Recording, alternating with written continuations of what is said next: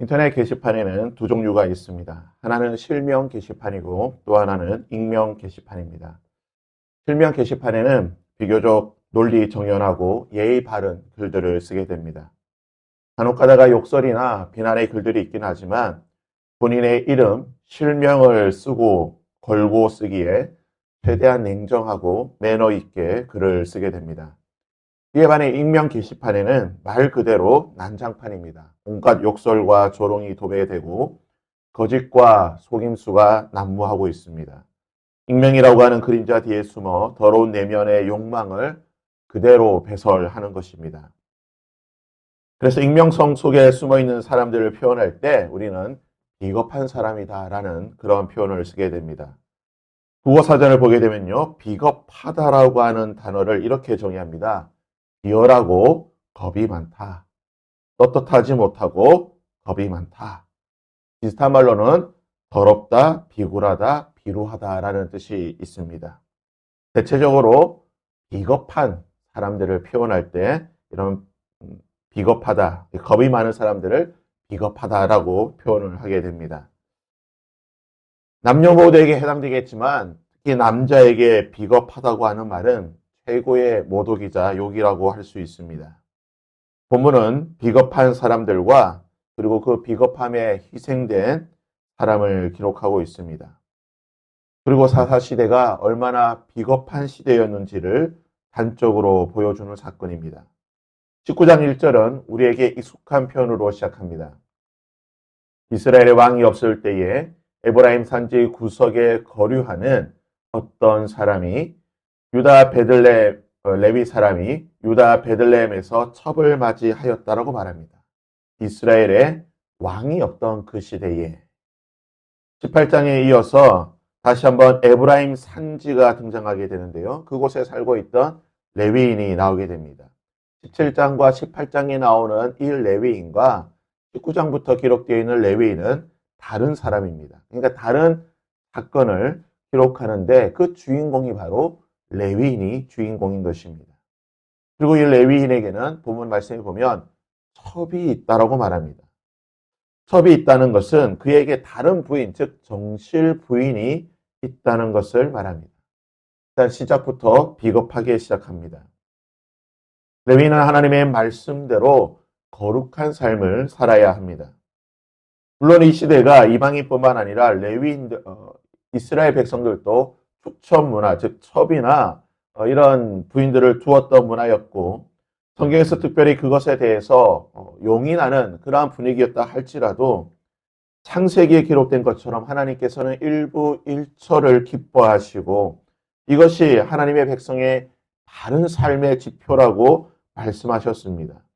그러기에 레위인들은 할 수만 있으면 일부 일처하는 것, 즉 첩을 두지 않고 하나의 부인과 결혼 생활을 유지하는 것이 레위인으로서 하나님의 백성의 본이 되는 삶입니다. 그리고 레위인이 무슨 돈이 있다고 첩을 두겠습니까? 그는 백성들이 드리는 그 하나님의 성물로 생계를 유지하는 사람인데 무슨 돈이 있다고 여유가 있다고 첩을 두는 생활을 하겠습니까? 이미 그는 시작부터 부정하고 그리고 비겁한 삶을 살고 있는 사람인 것을 보게 됩니다. 이 레위인은 첩과의 문제가 있게 되는데요. 2절 말씀에 보게 되면 그 첩이 행음하고 남편을 떠났다라고 말합니다. 우리 성경에는 첩이 행음했다라고 표현을 해서 이 첩에게 굉장히 많은 문제가 있는 것처럼 표현하게 되는데요. 즉 첩이 부정한 불륜의 어떤 성적인 죄를 짓고 남편을 떠났다라고 표현이 되어 있지만 히브리 원어로 보게 되면요. 조금 뉘앙스가 다릅니다. 히브리 원어로 보게 되면 첩이 행음을 하였긴 하였지만 그 이유가 무엇이냐?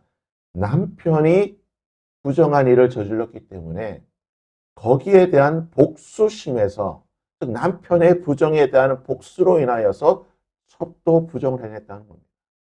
즉 레위인이 먼저 성적인 잘못을 저질렀고 그로 인한 결과로 이 첩이 행음을 했다는 것입니다.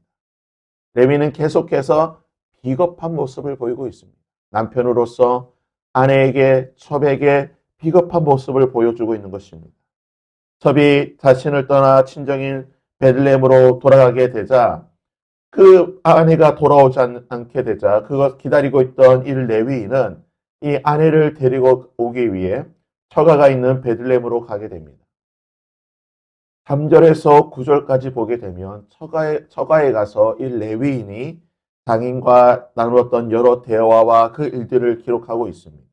그리고 우여곡절 끝에 5일째 되는 날 첩과 함께 자신의 집으로 돌아오기 위해 떠나게 됩니다. 베들레헴에서 에브라임 산지 구석까지 어느 정도 거리가 되느냐? 지도에서 보듯이요. 그렇게 먼 거리는 아닙니다. 이 에브라임 구석이라고 표현이 되어 있으나 많은 성경학자들은 아마 실로 인근이지 않았을까라고 추측을 하게 되는데요. 이 정도 거리면요. 하루길 정도 되는 거리입니다. 그러니까 즉, 이 레위인은 아침 일찍 일어나서 떠나면 밤이면 자신의 집이 있던 이 베들레헴으로 갈 수 있을 것이라고 베들레헴을 떠나서 에브라임 산지 쪽으로 갈 수 있을 것이라고 생각을 했습니다. 하지만 장인이 붙잡게 되자 오후 늦게 출발을 하게 되고 아마 가는 길 중간쯤에 멈추게 되는 것이죠. 그래서 이 기브아쯤에서 아마 멈추지 않았을까라고 생각이 됩니다. 본문 말씀을 보게 되면요. 해가 지게 되자 하인이 이곳 여부수에서 길 중간쯤 되어 있던 이 여부수에서 우리가 하룻밤을 머물고 다음 길을 떠나자라고 이야기를 하게 됩니다. 하지만 이 레위인은 여부수가 아니라 이방인들의 도시였던 당시 여부수는 이스라엘에게 아직 복속되지 않고 정복되지 않았던 그런 도시였기 때문에 여부수가 아닌 이스라엘이 속한 이 베냐민 지파에 속해 있던 기브아로 가서 조금 더 떨어져 있는 기브아에 가서 하룻밤을 청하기로 결정하게 됩니다. 그리고 이들이 기브아에 도착을 하게 되고 자신의 민족의 땅이었던 이 기브아에 도착하여서 15절에 보시면요. 기브아에 가서 유숙하려고 이제 그곳에서 하룻밤을 보내려고 그리로 돌아 들어가서 성읍 넓은 거리에 앉아 있으나 그를 집으로 영접하여 유숙하게 하는 자가 없었다라고 말합니다. 모세율법은 이렇게 말합니다. 신명기 10장 19절에 보시면 너희는 나그네를 사랑하라. 그러니까 외부 손님들에 대해서 박대하지 말고 그들이 너희 곁에 오면 그들을 맞아들이고 환영해라. 그래서 고대 근동의 보편적인 문화, 이스라엘의 보편적인 문화는 외부에서 손님이 오게 되면 그들의 마을이나 그들이 머무는 장막에 손님이 지나가게 되면 그 손님을 환대하고 맞아들이고 섬기고 모시고 숙박을 제공하는 것이 보편적인 이스라엘의 문화였습니다. 이것이 하나님의 말씀이었고 그들의 문화였다는 것입니다. 이것은 이스라엘뿐만 아니라 그 근방에 있던 가나안 모든 사람들의 문화이기도 하였습니다. 하지만 이 하나님의 말씀을 아무도 지키지 않습니다. 베냐민 지파 그 누구도 이 말씀을 지키지 않았다는 것입니다.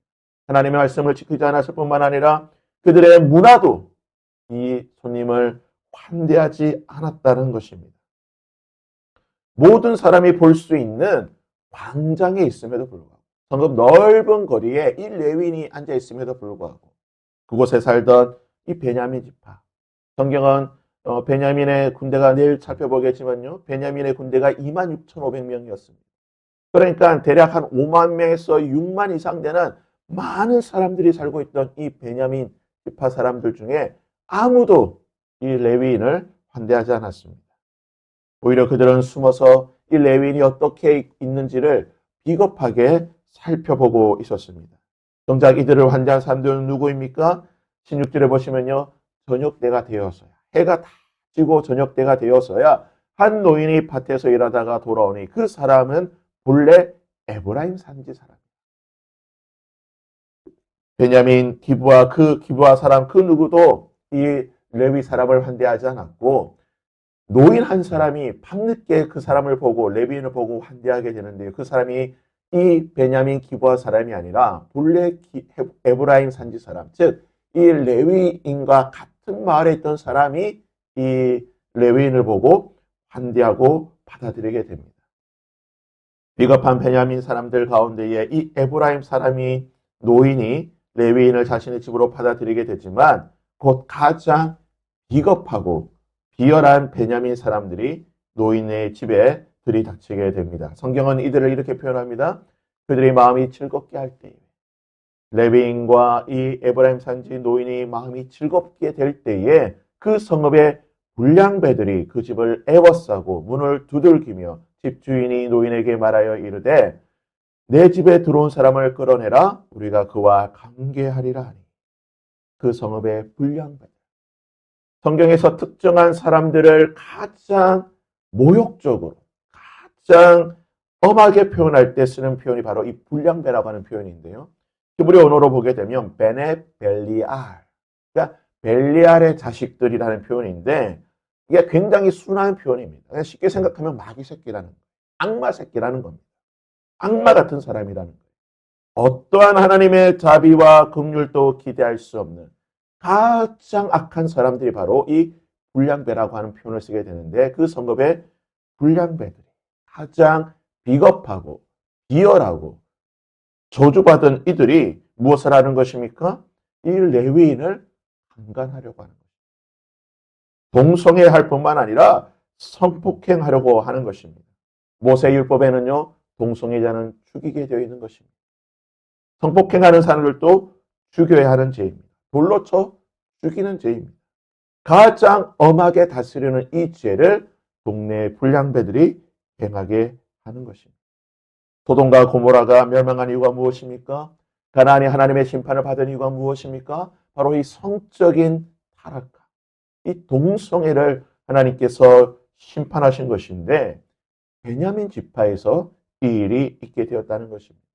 손님을 환대하는 것이 아니라 도리어 손님을 성폭행하려고 하는 동성애를 하려고 하는 이 비열한 일을 하게 되는데요. 말 그대로 마귀의 자식들이 하는 이 비열한 일을 이 비겁한 일을 레위 지파 사람이 하고 있는 것입니다. 근데 문제는요. 가장 비겁한 일이 일어나게 됩니다. 노인과 이 레위인은 자신들의 안위를 위하여서 노인은 자신의 딸을 그리고 레위인은 자신의 첩을 이 불량배들에게 내어주게 되는 것입니다. 성경에서 가장 보호받을 존재가 누구입니까? 바로 여성들입니다. 오늘 시대에도 여성들은 가장 보호를 받아야 할 존재들인데 가장 지켜줘야 하는 존재들인데 자신의 첩과 자신의 결혼하지 않는 딸을 자신들의 안전을 위해서 비겁하게 이 노인과 레위인은 불량배들에게 내어주게 되는 것입니다. 그리고 그 행동으로 인한 결과가 무엇입니까? 무리들이 듣지 아니하므로 그 사람이 자기 첩을 붙잡아 억지로 그들에게 밖으로 끌어내매 그들이 밤새 그 여자와 관계하였고 밤새도록 그 여자를 능욕하다가 새벽에 놓아주었다라고 말합니다. 이 여인의 잘못이 무엇입니까? 남편 손에 이끌려 이곳에 왔다는 잘못밖에 없는 것입니다. 오히려 보호를 받아야 되고 지킴을 받아야 되는 이 여인이 비겁한 남편에 의해서 비겁한 사람들에게 비참한 생의 마지막을 경험했다는 것입니다. 이 여인의 심정이 어떻겠습니까? 성경은 이 여인이 문지방에 그의 손을 놓았다라고 말합니다. 마지막 순간까지 남편을 찾았던 이 여인의 이 비통한 모습. 아마 밤새 남편은 비겁하게 집안에 숨어서 자신의 이 첩이 고난, 고통 속에 있는 이 소리를 들으면서도 비겁하게 숨어 있었다는 것입니다. 이 일이 있고 난 뒤에 남편이 한 일이 무엇입니까? 오히려 이것을 애통해하고 이것을 처리하기보다는 자신의 이 죽은 첩을 자신의 집으로 데리고 들어가서 12토막을 내어서 이스라엘 전체에 보내버리고 결국은 이스라엘의 내전을 불러일으키고 한 지파가 멸족당할 뻔한 비참한 결과를 일으키게 되었다는 것입니다. 비겁한 사람, 비겁한 시대에 비겁한 사람들에 일어난 비참한 결과를 우리는 오늘 말씀을 통해 보았습니다. 여러분, 비겁하다의 반대말은요, 당당하다입니다. 국어사전에 찾아보니까요, 비겁하다의 반대는 당당한 것입니다. 당당한 것이 무엇입니까? 레위인이 당당할 수 있는 비결이 무엇이었겠습니까? 그가 하나님의 말씀대로 살았다라고 합니다. 그가 하나님의 말씀 앞에 두렵고 떨림으로 제대로 된 사람을 살았다라고 한다면 그는 당당한 삶을 살았을 것이고 그의 삶뿐만 아니라 그의 가족들 역시 비참한 삶을 살지 않았을 것이라는 것입니다. 하나님 말씀 앞에 당당한 삶을 살지 못하였던 이 레위인 것. 그리고 기부와 사람들, 이들은 비겁한 사람들로 비겁한 삶을 살게 되었다는 것입니다. 말하기는요, 오늘 하루 우리가 하나님 앞에 당당한 사람이 될 수 있기를 바랍니다. 비겁한 사람이 되지 않기를 바랍니다. 우리가 비겁하지 않기 위해서는요, 유일한 방법은 하나님 앞에 당당해야 되는 것입니다. 당당할 수 있는 단 한 가지의 방법이 있다고 한다면 그것은 바로 호람돼요. 내가 하나님 앞에서 오늘 하루를 살아갑니다라고 고백하는 것입니다. 우리의 생각, 우리의 말, 우리의 행동, 우리의 모든 것이 우리의 신앙 양심이 하나님 앞에 있다라고 생각합니다. 신전의식을 가지고 내 삶이 여호와 앞에 있음을 기억하고 살아갈 때 우리는 모든 삶의 순간순간 당당할 수 있을 것입니다. 바라기는 오늘 하루 호람데오의 당당함을 가지고 살아가는 저와 여러분이 될 수 있기를 주님의 이름으로 부탁드립니다. 함께 이 찬양을